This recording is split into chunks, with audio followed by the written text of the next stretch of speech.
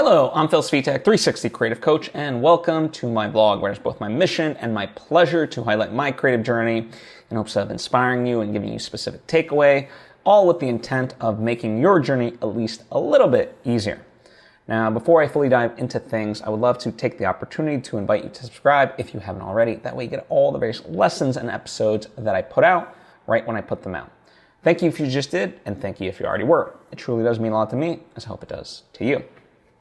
So, let's get into things.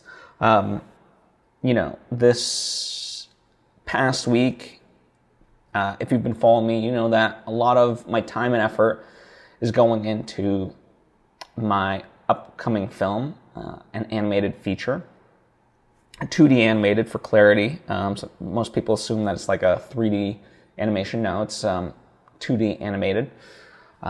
Which is fun. I love that style. But, we've been working on it for a number of months now in the development phase, and we're working on this proof of concept to showcase, the story, what we're capable of, and essentially use it as a testing, a test for ourselves, let's say, right? Of, how we will all work together for the feature film, and a lot of things that go into the feature film, right? Character design stuff, backgrounds and stuff like that, can be fleshed out here. Not everything, but a good chunk of it, right? And so, in terms of the phase that we're at, we've done the storyboards for this short piece. We've done the animatic, which is taking the storyboards and, kind of laying it in terms of how they'll flow within the piece itself, so they're timed out. And now we're getting into the layout. So this is kind of a higher quality version of the storyboard, let's say. That's terrible, and unofficial, obviously, description of it. But it sort of takes that and gives it the initial pieces of what is going to be there. And, in terms of animation of sort of any kind, I guess, really, but, I can speak most directly to this is, you're creating kind of the foreground objects or whatever else, and then you kind of create the background, right?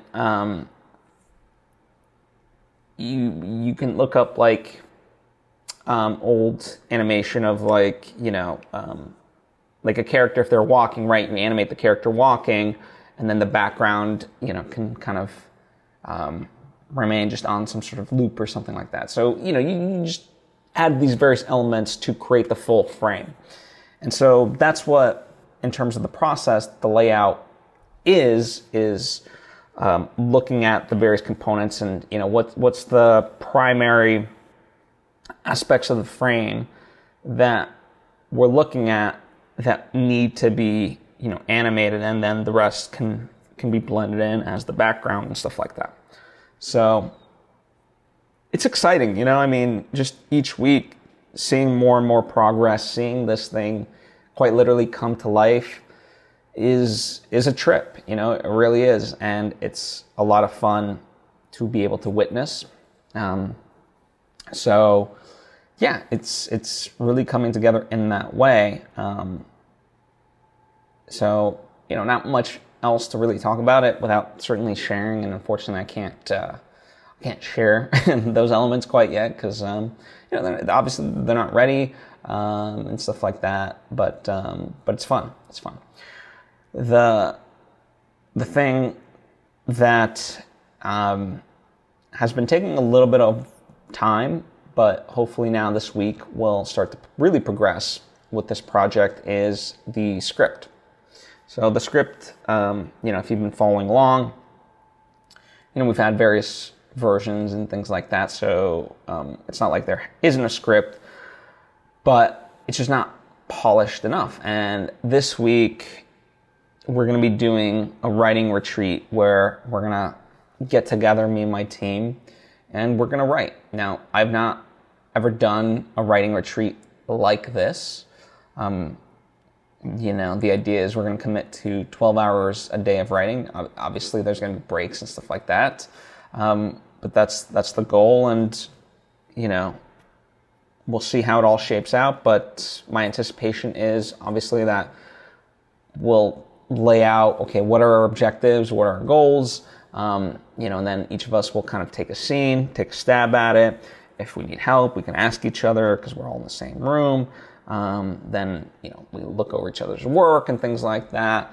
Or we all collectively, on some scenes just work together, write it out, whatever we feel might be best. And, one person's literally typing and, kind of helping drive the scene, and the others are, helping shape it. So we'll see how it all kind of goes, but I'm looking forward to it. It's exciting, and in many ways, the thing that sometimes I forget is the aspect of the physicality required for writing. 12 hours in a day of writing requires a certain amount of stamina. You wouldn't think so, right? It's like, oh, you're just sitting at a desk and blah, blah, blah. So, it doesn't necessarily require you to be at peak physical condition, but there is an endurance and a stamina that is required, both mentally and physically, if we're being honest. And I think people often overlook that, and, it's something you do kind of have to build towards, right? It's why a lot of novice writers, you want that sort of snowball effect. And, for me, I always preach a consistency. Even if you're writing, 20 minutes a day, and even if it's not every day, if it's, 2-3 times a week, whatever it is, that's better than nothing. That's progress. And you can build momentum off of that versus nothing.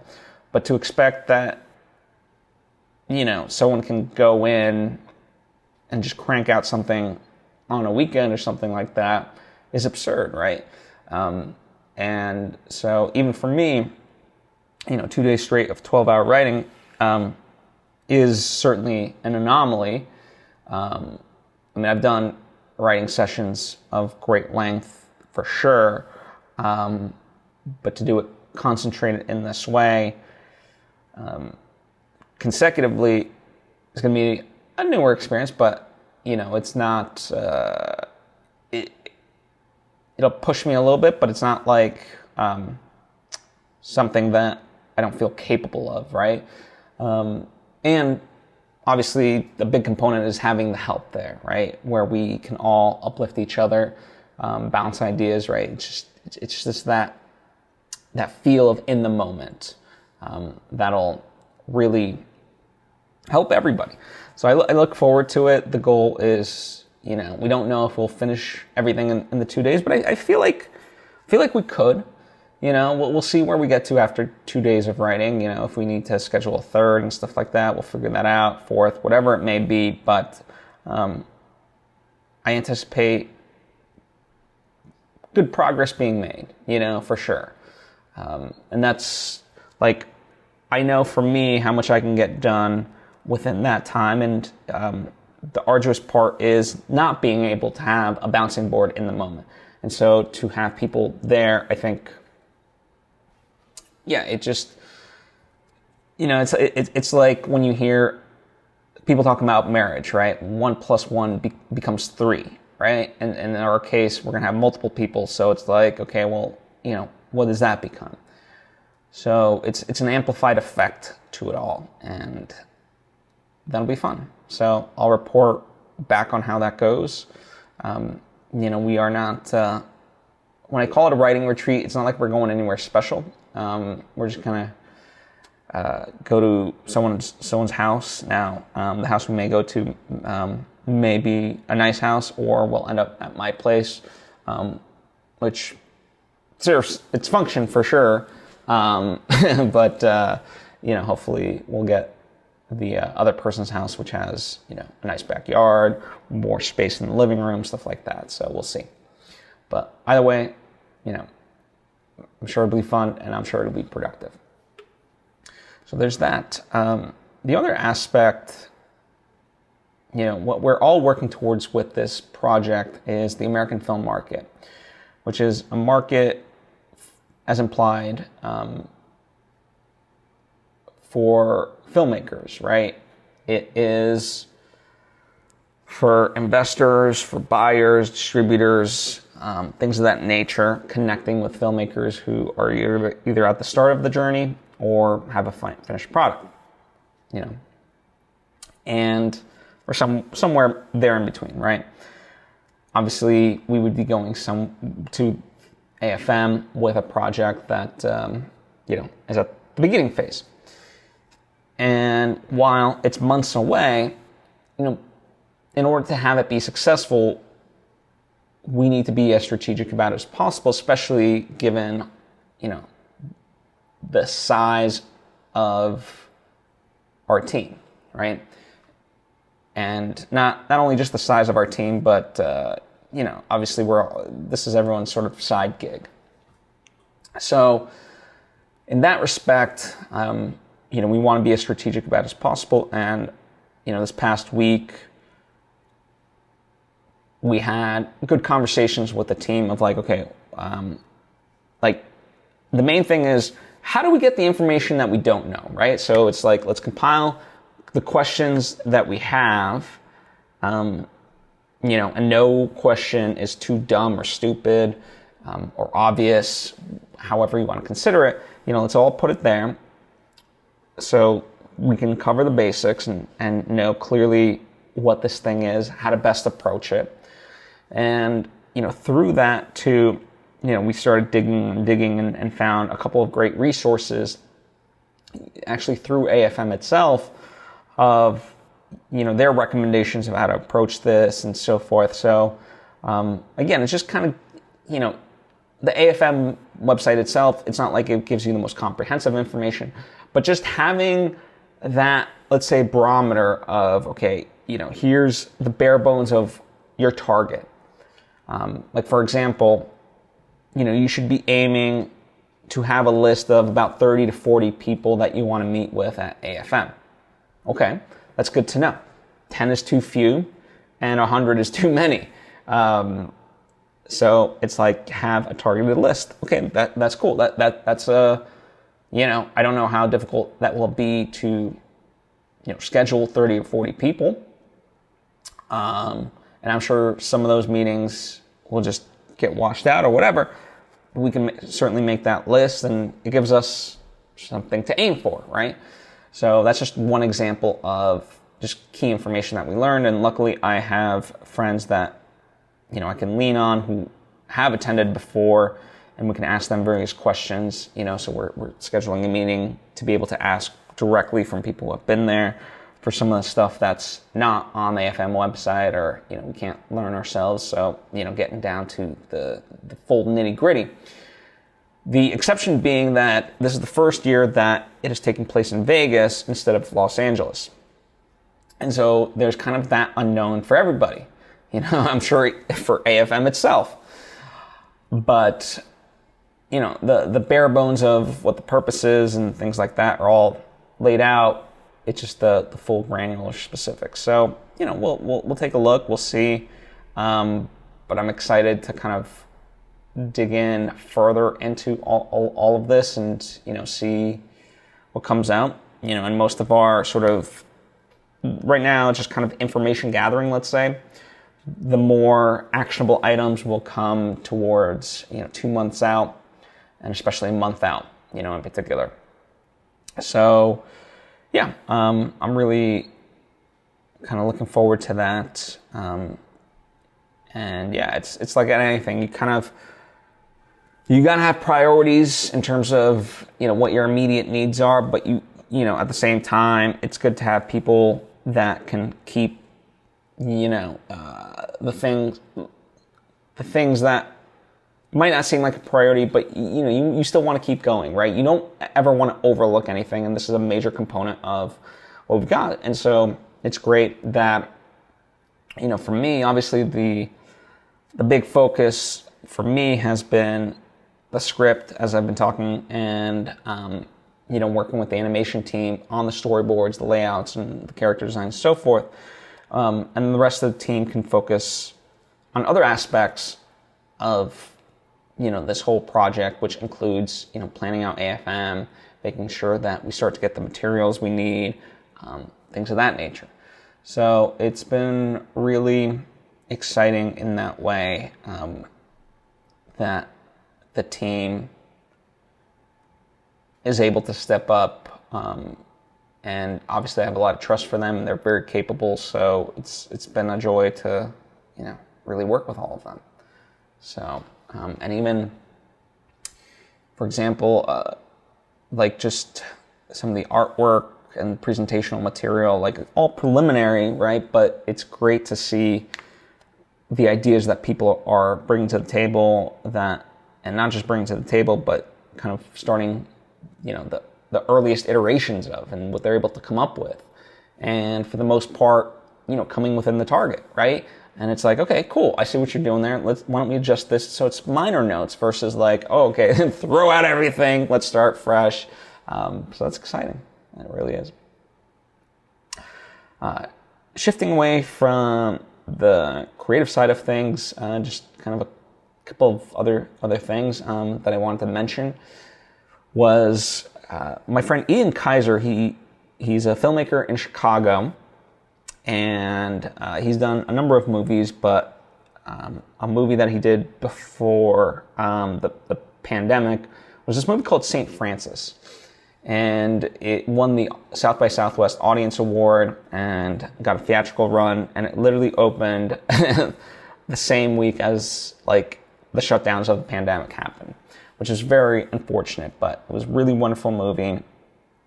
And you can check it out, St. Francis. It's available on pretty much every major platform, Amazon, iTunes, yada yada, right?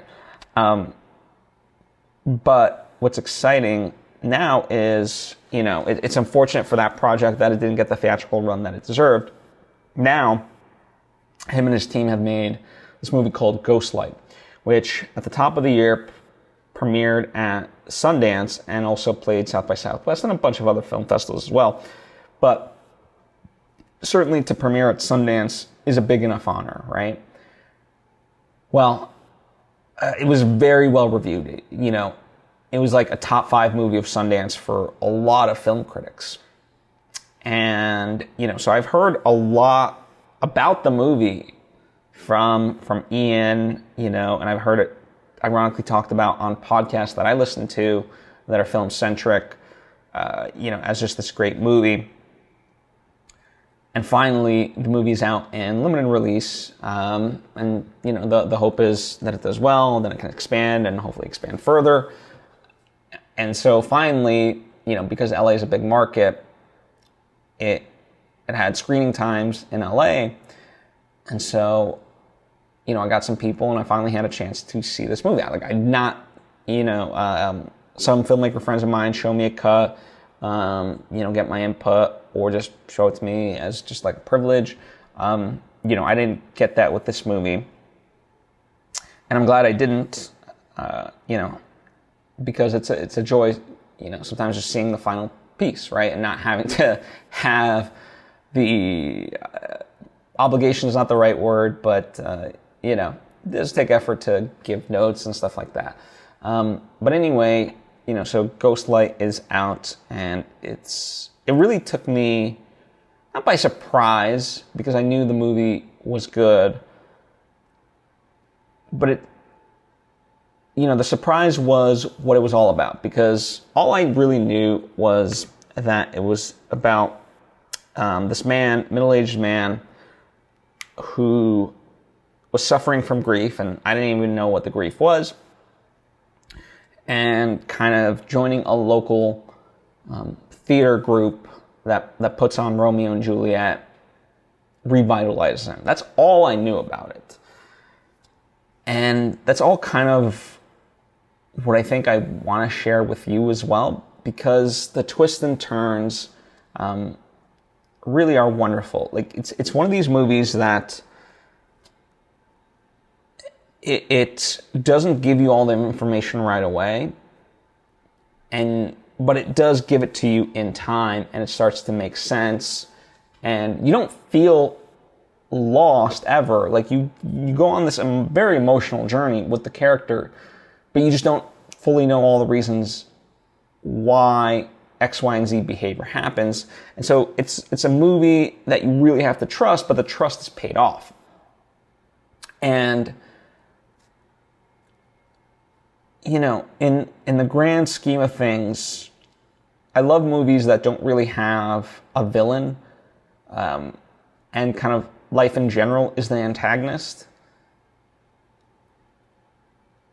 And in that way, you know, everyone gets a moment to shine, right? Everyone has a moment of reconciliation, of kind of confronting, let's say, their demons and things like that. So while the focus is on the central character, who's the middle-aged man, there are characters in his world who are also dealing with their own sort of things, and you know, you could see it in a different capacity. Like they, you know, a movie could be made about them, right, from their vantage point and so forth. But they each, in a very like not meandering sort of way, it's all, you know, one feeds into the other, have their moment to not necessarily have an epiphany, but like it's just so well done in that capacity. And you know, there's moments of levity where you're laughing, and there's definitely moments where you're emotional. In fact, the audience that I saw it with, you know, everyone by the end was kind of in tears from sadness, and then by the end, a certain amount of catharsis, right? So it became, you know, sad tears that turned into like happy tears by the end, or happier tears, right? So it's really wonderful. If you have a chance to go see it, please do.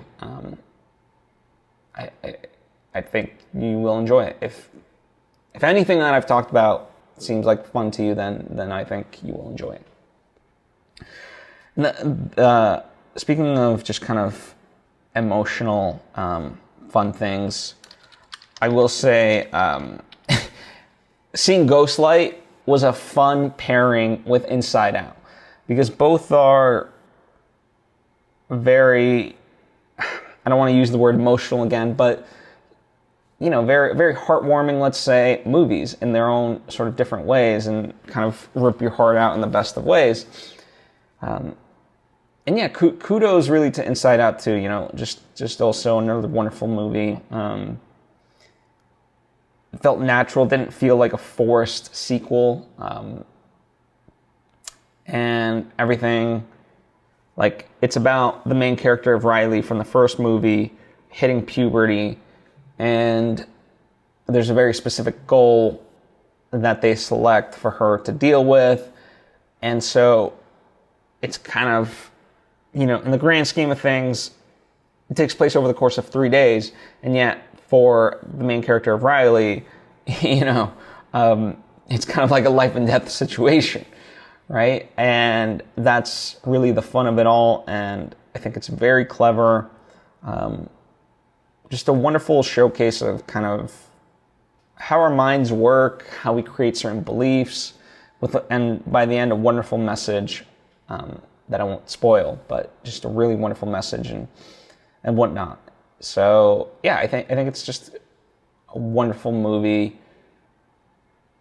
to explain how we all cope with life in general. You know, we can start to understand our minds a little better. Obviously, this is not a scientific movie of like, here's literally how your mind works, but it's clever in thinking about it through that lens for sure. And it's almost like a gateway into the more scientific aspects of how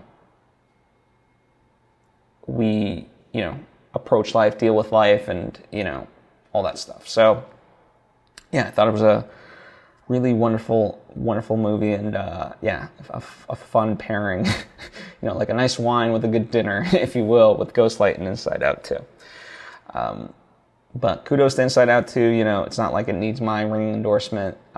It seems to be doing really well. So yeah, kudos to them. And not that I want to talk too much into it, but yeah, just I personally am excited for the Euros. You know, they started up this weekend, and so you know, catching a few games here and there has been fun. You know, honestly, the full thing, but just you know, even some highlights and stuff like that. So yeah, you know, as someone who loves soccer, it's a good time for sure.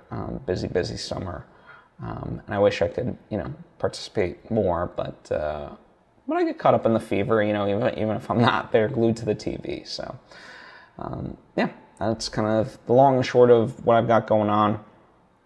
I'll keep you updated on how the writing retreat goes and all that good stuff. So, thank you as always.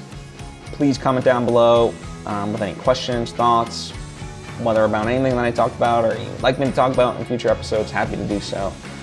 Thank you as always, and hope to see you next time.